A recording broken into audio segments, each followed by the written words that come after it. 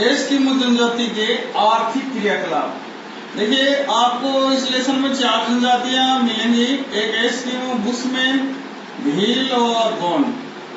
कोई भी जनजाति हो, लेसन में क्वेश्चन ज्यादातर यही आता है कि भाई एस्किमो जनजाति के आर्थिक क्रियाकलाप को लिखे, 2 नंबर का क्वेश्चन आ गया। या फिर बुशमैन के किसी भी जनजाति का नाम पूछ लेगा। अब कई लड़के क्या करते हैं, या आर्थिक क्रियाकलाप लिखते हैं, कहानी से लिखाते हैं। आर्थिक क्रियाकलाप कोई भी अगला पूछे तो आपको इसके 5 भाग हैं। 5 भाग कौन कौन से? 1 नंबर पे तो आता है आखेट। जितनी भी जनजातियां हो ना, सारी की सारी शिकार करती हैं, आखेट करती हैं। दूसरे नंबर पे आता है भोजन, क्या खाती हैं। तीसरे नंबर पे आता है निवास गृह, कैसे मकानों में रहती हैं।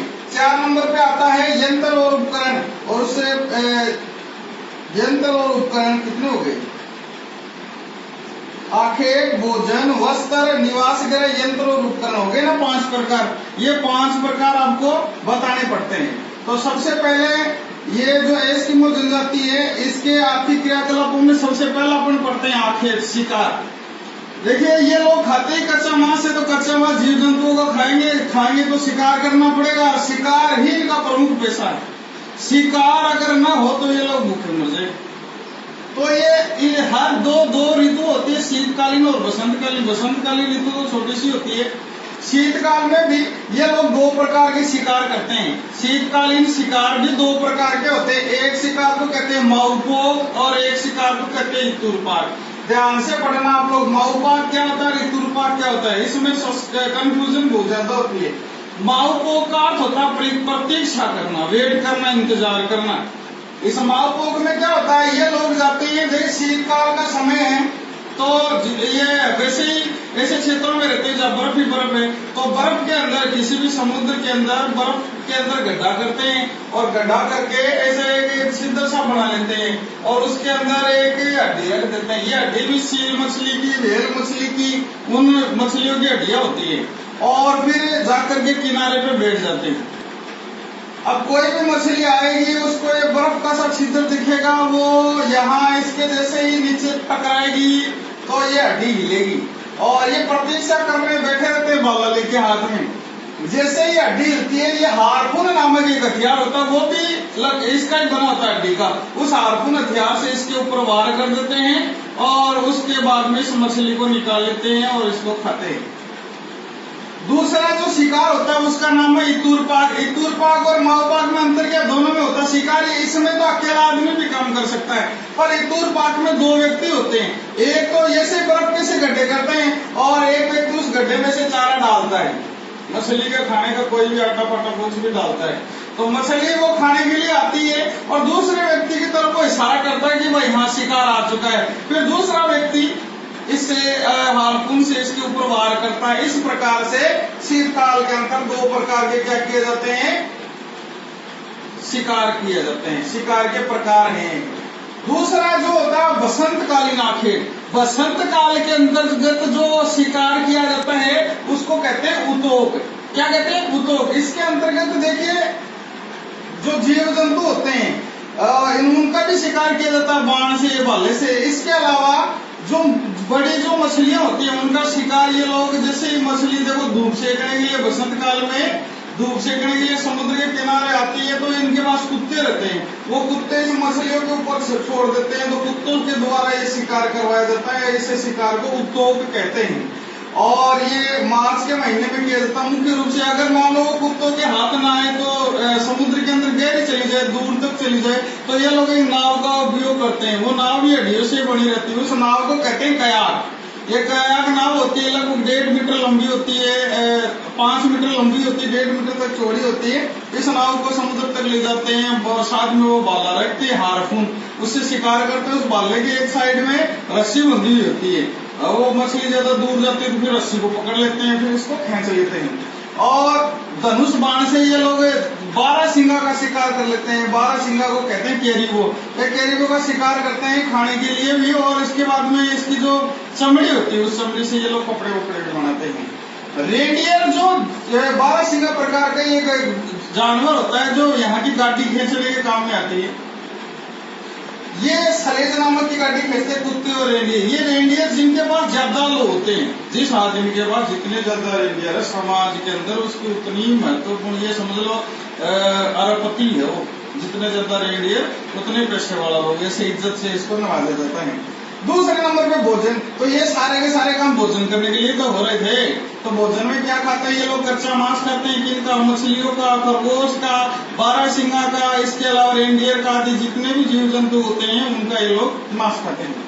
वस्त्र क्या पहनते हैं? तो ये लोग ज्यादातर जो वस्त्र पहनते हैं वो इस बारहसिंगा के ही पहनते हैं। क्यों? क्योंकि बारहसिंगा की चमड़ी के जो वस्त्र होते हैं वो जो आपकी सील में या व्हेल मछली है उसकी चमड़ी से एक तो पतले होते हैं, एक कम वजन वाले होते हैं, एक एनर्जी ज्यादा आती है इनके वस्त्र पहनने में। बारहसिंगा के रिबू कहते हैं इनके वस्त्र ज्यादा पहने जाते हैं और इससे एनर्जी कहने का मतलब ज्यादा मिलती है। दो प्रकार के ये लोग वस्त्र पहनते हैं, एक को बोलते हैं तिमियाक और एक को कहते हैं अनुहार। ये तिमियाक क्या होता है? ये तिमियाक एक जर्सी नुमा अपन सूटर पहनते हैं सर्दियों में, वो सर्दी सूटर नुमा एक बाएदार वस्त्र होता है जो पूरे शरीर को ऐसे ढक लेता है और इसके ऊपर जैसे आजकल शादियों में वो कोटी पहनते हैं ना, वो कोटी पहनने वाला जो वस्त्र होता है उसको कहते हैं अनुहार। एक और वस्त्र होता है, वस्त्र नहीं होता, जूता होता है, उसको कहते हैं कार्मिक या मुखलुक्स। ये कार्मिक या मुखलुक्स क्या होता है? ये सील मछली के चमड़े से बना हुआ जूता होता है। कार्मिक या मुखलुक्स क्या होता है? सील मछली के चमड़े से बना हुआ जूता होता है। तिमियाक किसे कहते हैं? बाहेदार वस्त्र होता है, इसके ऊपर पहनने वाले वस्त्र को अनुहार कहते हैं। आगे आता निवास गृह, कैसे ये लोग रहते हैं? तो देखो रहने का काम तो बड़ा कठिन है, लेकिन फिर भी ये लोग बर्फ के अंदर रहते हैं, बर्फ के घर बना लेते हैं, उससे कहते हैं इग्लू। बर्फ की शिलाओं से बने हुए घर जिनके अंदर पत्थर का भी थोड़े बहुत मिल जाए, वैसे तो पत्थर का मिलेंगे, बर्फ ही बर्फ है, लेकिन बताया गया है कि थोड़े बहुत पत्थर और खाल से ऐसे वस्त्र ऐसे निवास गृह बनाते हैं, इनको इग्नू कहते हैं। ये इग्नू क्या होते हैं? धरातल से, ये मान लीजिए जमीन है, धरातल है, इस धरातल से 5 या 6 फीट तक तो गहरे होते हैं, शायद खत्म हो गए 5 या 6 फीट तक तो गहरे होते हैं और 2 से 3 फीट तक यूं बाहर निकले हुए होते हैं। इन्हें कहते हैं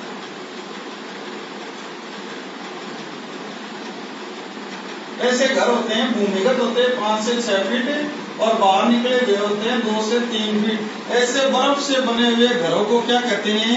इग्नू कहते हैं। दूसरे और घर होते हैं इनमें, उनको बोलते हैं कर्मक। ये कर्मक घर क्या होते हैं?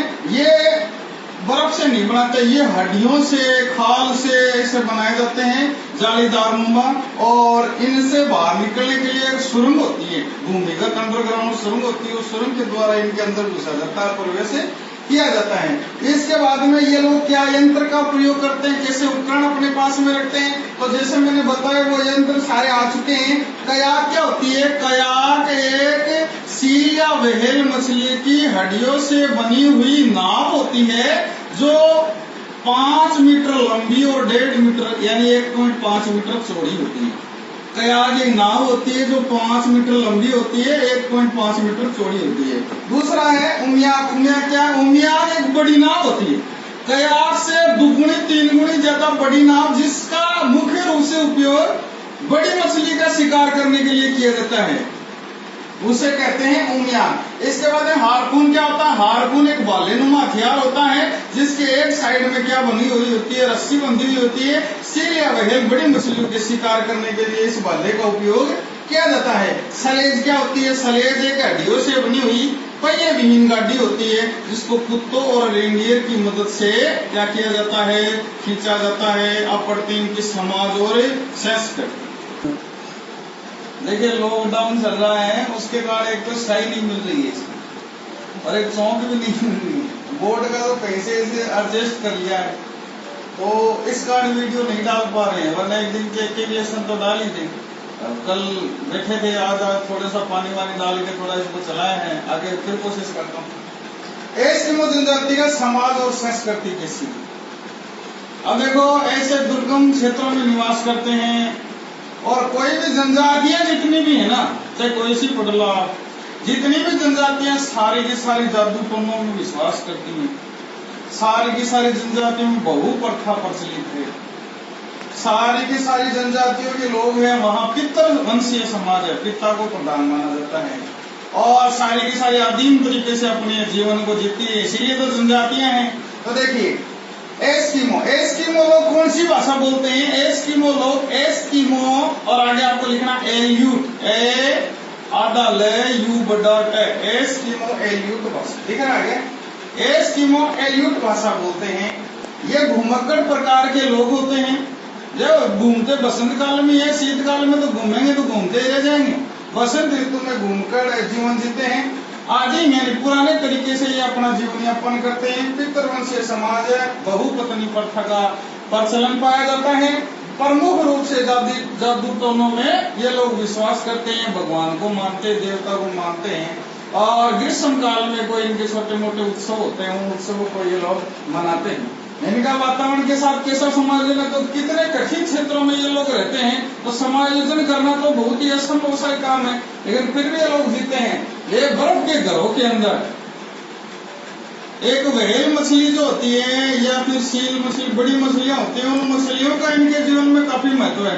एक तो उन मछलियों का जो मांस होता है वो मांस ये लोग खाते हैं। दूसरा उनकी जो हड्डियां होती हैं, उन हड्डियों को घर बनाने में, उन हड्डियों से हथियार बनाने में, उन हड्डियों से अपने बाले हथियार वगैरह बनाने में, गाड़ियां बनाने में भी उनको काम में लेते हैं, उनका भी काफी महत्व है। और सलेज गाड़ी में, सलेज जो गाड़ी होती है, पहिया विहीन गाड़ी जिसको कुत्ते रेडियर खेलते हैं, उनमें वालरस एक बड़ी मछली ही होती है, उस मछली की हड्डियों का प्रयोग करते हैं। अब सोचो इतनी बर्फ ही बर्फ है चारों तरफ, और सूर्य की किरण जैसे ही पड़ेंगी तो आंखों की रोशनी वो किरणें जैसे ही जाती है ना बर्फ से पड़ के, तो आंख की रोशनी जाने का खतरा होता है, उससे बचने के लिए ये लोग कवच लगा लेते हैं। और जिन लोगों का आधुनिक संस्कृति से क्या संबंध है, तो 1960 के बाद में अमेरिका सरकार और यूरोप की सरकार के साथ में इन लोगों का थोड़ा थोड़ा संपर्क बढ़ा है। भाई कोई भी देश नहीं चाहता कि मेरे देश की जो जनजाति है वो गरीब है, गरीबी रहे, पुराने तरीके से जिए। तो संपर्क बढ़ने के कारण अब ये लोग, ये जो पुराने इनके हथियार थे, उन हथियारों को छोड़ करके नए तरीके के जैसे बंदूक का भी उपयोग करने लगे हैं।